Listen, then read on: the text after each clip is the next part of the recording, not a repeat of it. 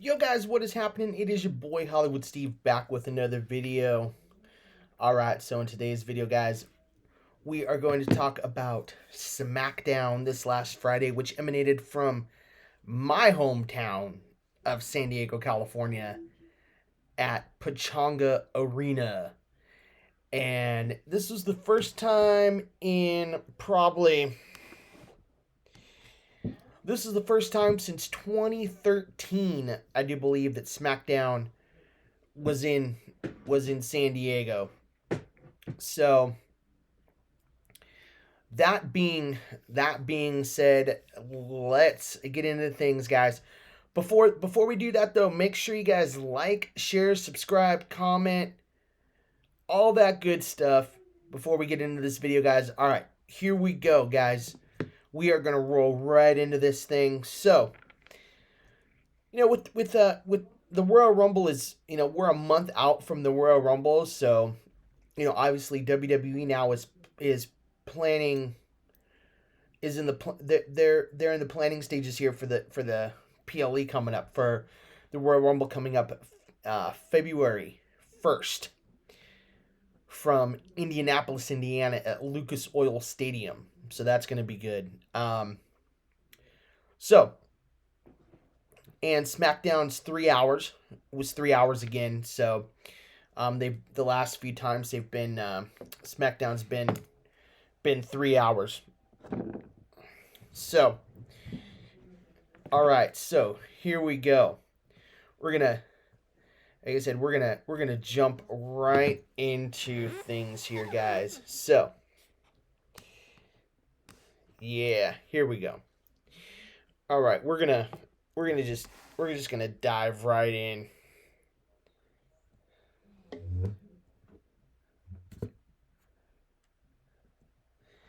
We're just gonna dive right into things here. All right, so just kind of quick rundown the match card. We had Bayley taking on Tiffany Stratton for the women's WWE Championship. We had Solo Sikoa making his return to SmackDown since losing the Ula Fala to Roman at on Monday Night Raw. Then we had Nia Jax and Candice LeRae taking on Bianca Belair and Naomi in a non-title match. Then we also had Motor City Machine Guns, or MCMG, taking on Los Garzas of Legado del Fantasma. All right, so rolling right into things here. Joe Tessitore and Wade Barrett, they welcomed everybody, which was, I love how they do this. They walked through the back of Pachanga Arena, and Joe Tessitore was just running down all the different things that have happened, the history behind it, Pachanga Arena, the history that the arena holds. I mean, there's been so many concerts there. We've had John Jones fight there. We had Muhammad Ali. I mean, just all kinds of cool stuff. All kinds of cool stuff. And so once Wade Barrett and Joe Tessitore got to their respective spots, we had Rey Mysterio. Rey Mysterio opened things up to obviously a big pop, a big ovation. Everybody chanting 619, because for you guys that don't know, Rey Mysterio is from San Diego, California. He is actually he's from Chula Vista, so resides there in Chula Vista. And he ran down all his, things, reminiscing about being in the Royal Rumble in 2006 and how he won it and went on to win the world title, which was the big gold belt at the time. and he announced that he is going to be competing in the in the Royal Rumble this year. And this Royal Rumble, you guys, holy crap! This Rumble is stacked. I mean, it. This Rumble is stacked to the max. We have Rey Mysterio, John Cena. I mean, Drew McIntyre, CM Punk, Seth Rollins. I mean, it's a who's who.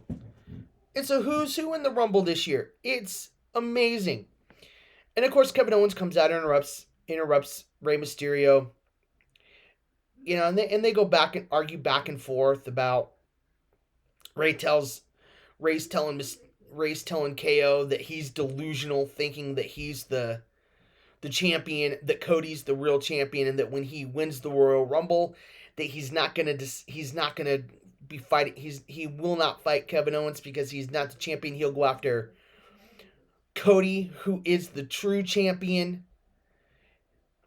And this caused and Ray told KO that he was acting like Dominic, which caused them to get into a huge brawl.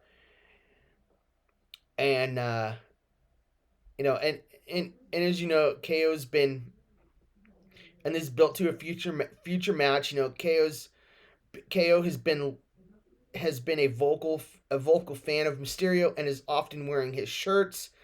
So, you know, so this, if they go forward with this feud, it could be really interesting. Then we got into our first match of the night, which was Naomi and Bianca Belair taking on Nia Jax and Candice LeRae in a non-title match.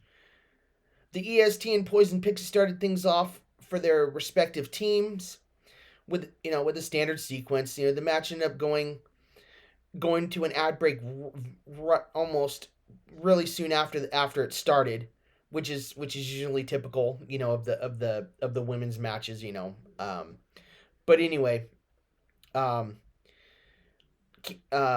Jax helped Candice LeRae take control which we didn't get to see in the arena, but I guess during the picture in picture in the on the television.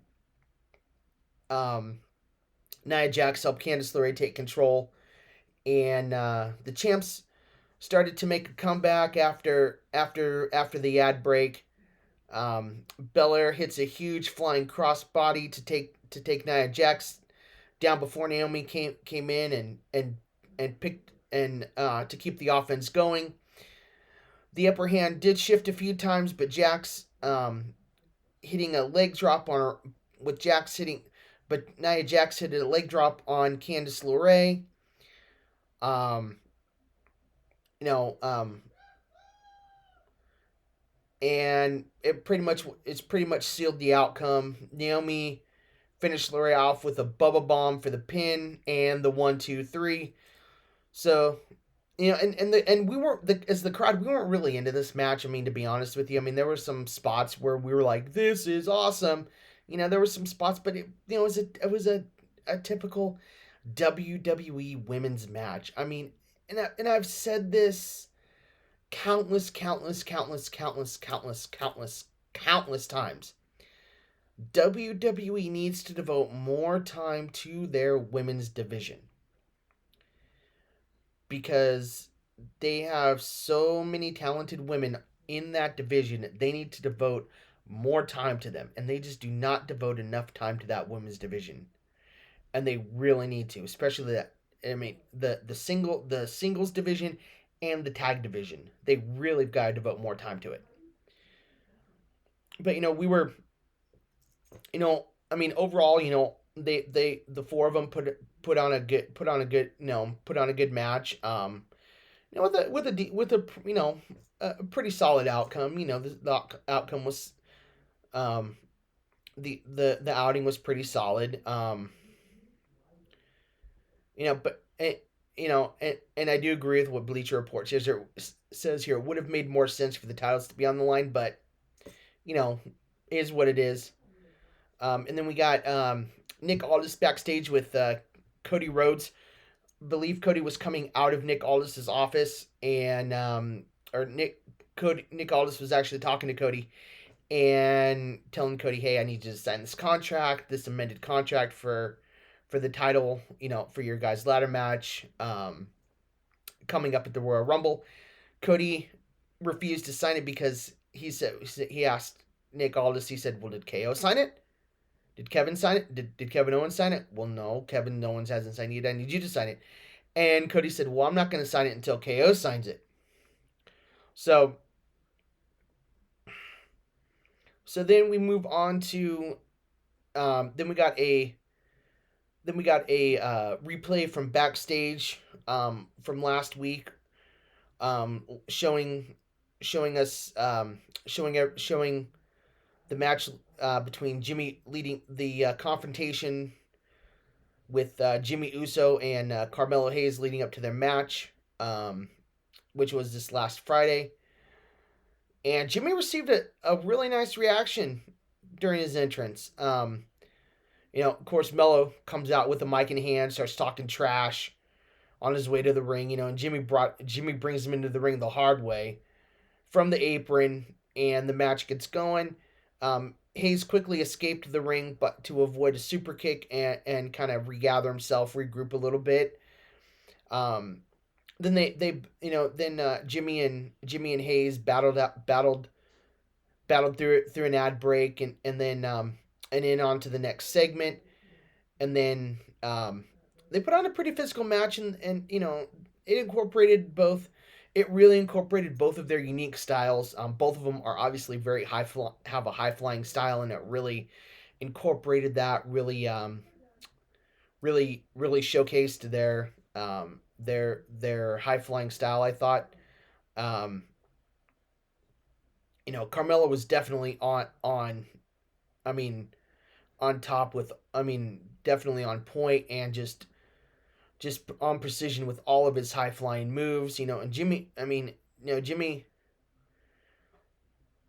Jimmy played a great bass for him. While Jimmy was able to get his own stuff in too. So it was a really good solid sequence of a match.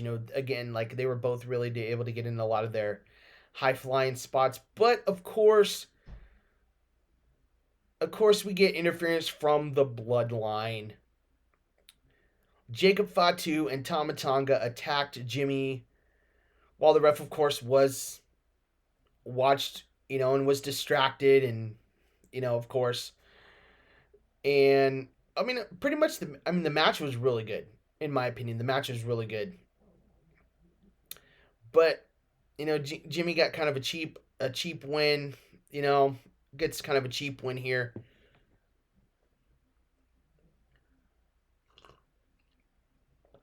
Jimmy kind of gets a cheap win, but it's a victory nonetheless for the OG Bloodline. And so overall it was good. You know, then we got and then we got next we got a couple of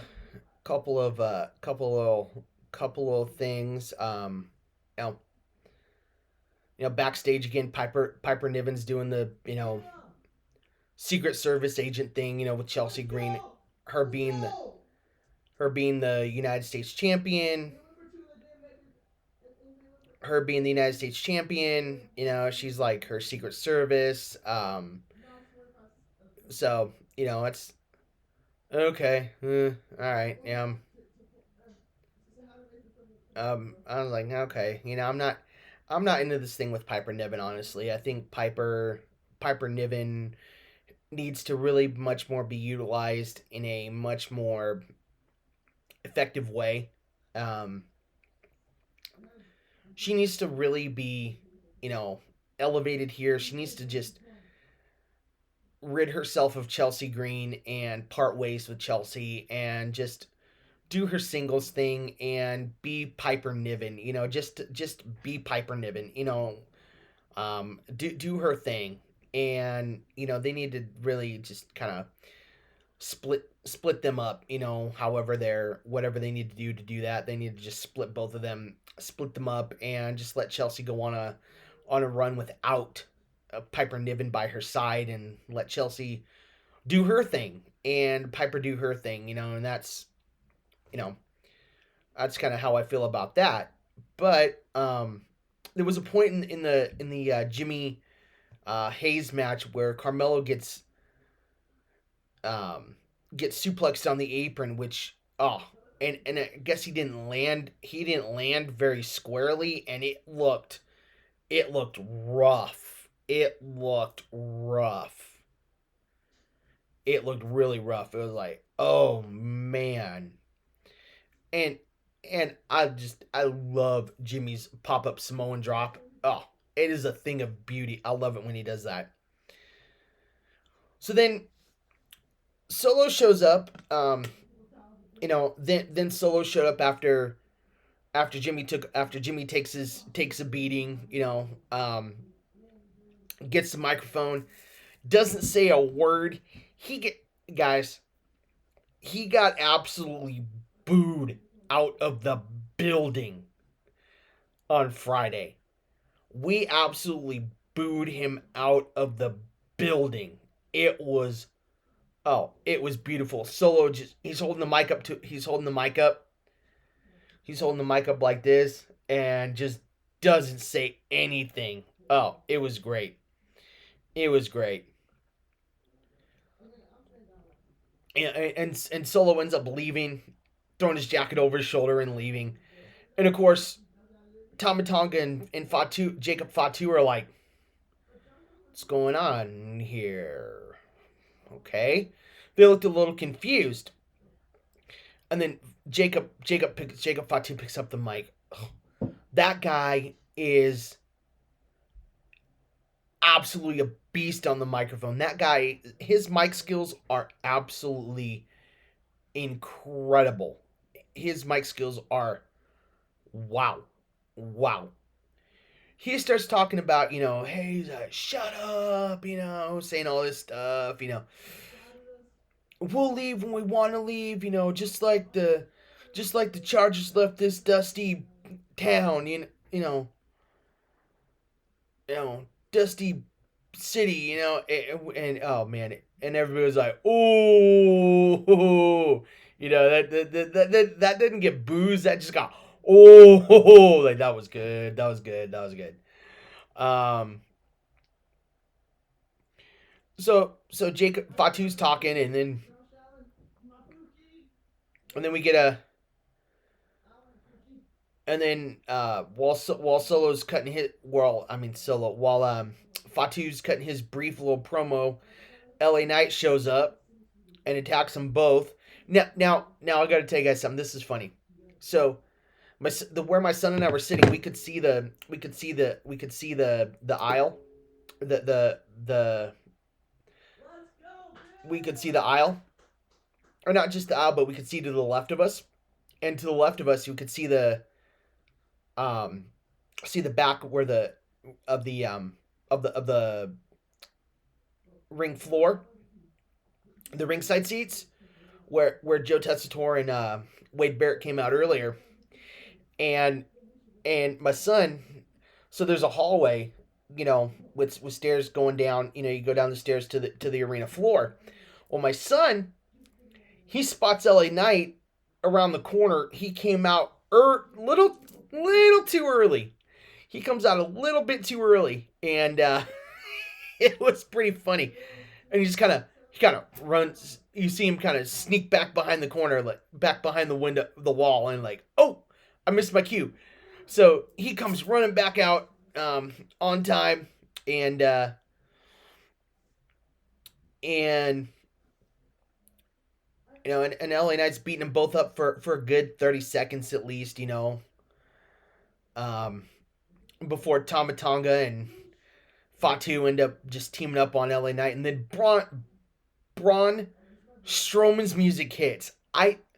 my son and I we did not expect this in the arena, and we just hear Braun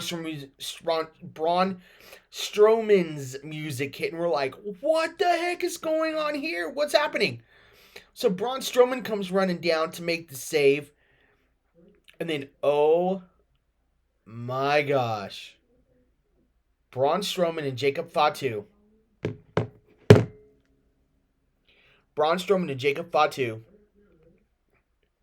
have a face off. Two big beefy boys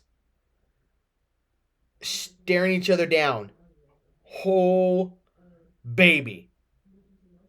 Give me that match, please. Yes, please. Give me that match, WWE, right now. Holy smokes. Two big beefy men just, oh my word. Oh my word. And it just, it ended with them kind of staring each other down, and then Fatu and Tama Tonga leaving, kind of very anticlimactically. The next up, we got Angelo and Berto taking on Chris Sabin and Alex Shelley. The Motor City Machine Guns, MCMG, which I am so glad they are in the WWE, guys. I don't know about you guys. I am so glad they're in the WWE. Oh my gosh. I love me some Motor City Machine Guns. I love me some Chris Sabin and Alex Shelley. I'll tell you that right now. I love me some Alex Shelley and Chris Sabin. Oh my gosh. So, Elektra Lopez, she's at ringside. Uh, Santos decided to stay in the back, stay backstage. So Alex Shelley, and they have a nice exchange to start things off, and Angel continues to control the pace after tagging in, and then we get both teams looking pretty good here. Looking pretty good here in the match. And if you guys know tag team wrestling, it can be some of the most exciting stuff. It can be some of the most exciting wrestling. Um, oh, and and uh, the pace of the match quickens, and the strikes they were throwing each other were stiff, and the team based sports were executed with such precision. Oh man, it was just the precision of these strikes, and just, oh my gosh. So in fact, this is probably one of the best tag bouts that Los Garza has wrestled in a very very long time. In a long time, this is one of the most exciting matches, I'm in agreement with that. It was one of the most exciting matches. Um, but then of course, Pretty Deadly come running down to try and help Los Garzas, but of course they're unsuccessful, and Shelley and Sabin score the win with Skull and Bones, which I love that move. Oh, such a cool name for a finisher, Skull and Bones. Oh man, to pick up the win, and in a really really really really really exciting fun match. And you guys take time to go back and watch it if you guys have if you guys can. Those of you guys that are in the States, if you guys have SmackDown recorded on Fox, go back and watch. Go back and watch the Motor City Machine Guns and Los Garzas. Oh my gosh, what a match! What a match! Oh man. So next up, we got a recap from earlier on in the show where BFAB challenges Piper Niven to a match. During their little backstage segment in the women's locker room. And of course, Chelsea Green accompanies Piper Niven to the ring, and BFAB comes out by herself. Green tries to distract BFAB, tries to give Piper the advantage. And of course, BFAB sees it coming, and she took control. She hit a really nice swing neck breaker for a really quick 2 count. But BFAB, and BFAB was she was giving up a lot of size here, and size and power, because Piper Niven is so much bigger and stronger than BFAB, and she was really giving up a lot of size and power here, and I commend BFAB for it. I really do. Um, she went longer than expected against Piper Niven being such a powerhouse. She lasted a lot longer than probably anyone expected.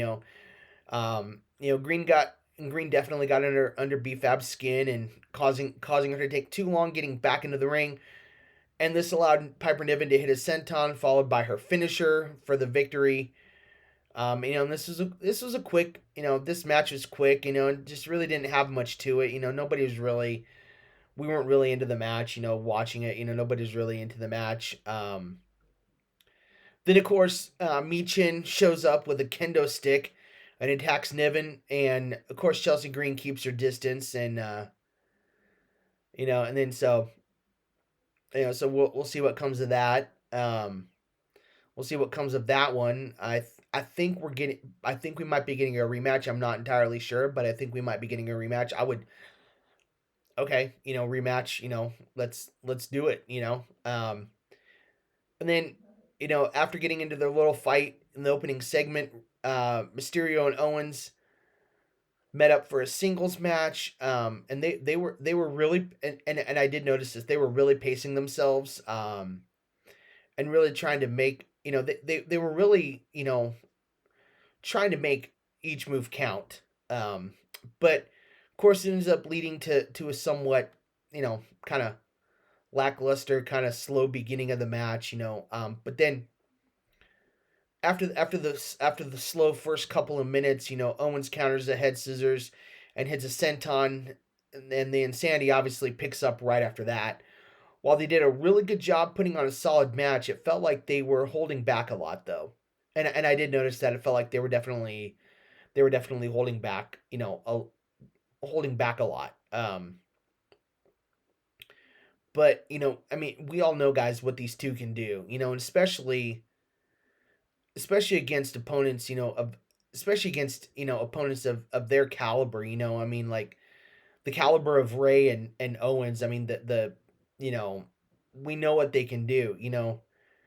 And it was kind of surprising, but it was good. Just not as, it was good, but it just wasn't as good as it should have been.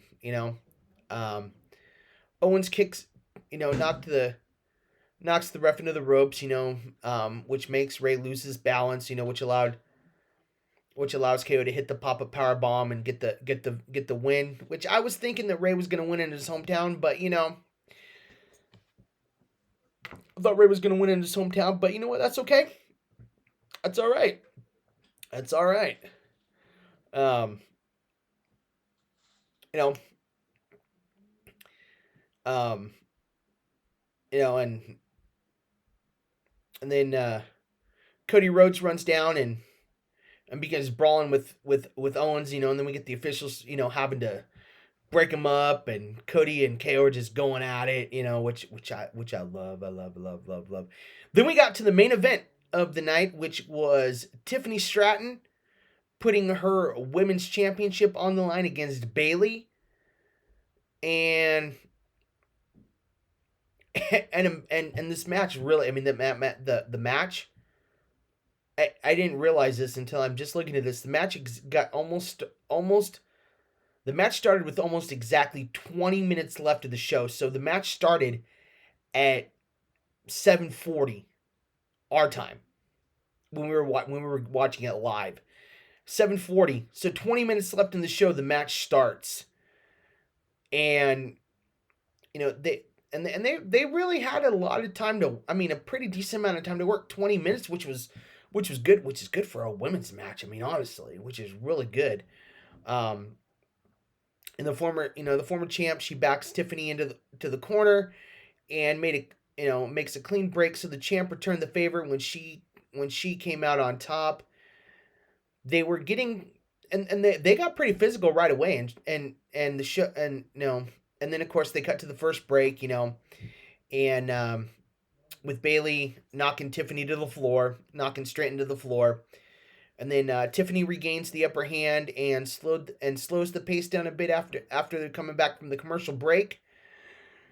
Um, she was going for her best to focus on Bailey's left arm, which was most of Tiffany's offense. So Bailey had hurt her arm a little bit earlier on in the match, and so Tiffany was doing a really good job of focusing on that. And there was a strong performance from both. Both Bailey and Tiffany Stratton. But the most importantly though, it definitely helped solidify Stratton as a champion by making her look really good in you know against Bailey being one of the most decorated women's champions. Bailey's NXT champion, two-time women's champion, tag team champion. I mean, so Bailey's done it all really. And then of course Roxanne Perez was in the crowd, and her and Bailey had a stare down prior to their match. I think this upcoming Tuesday on NXT. So Stratton. There we go. Tiffany Stratton scores the victory with her prettiest moonsault ever, and that was the show. That was the show, guys. And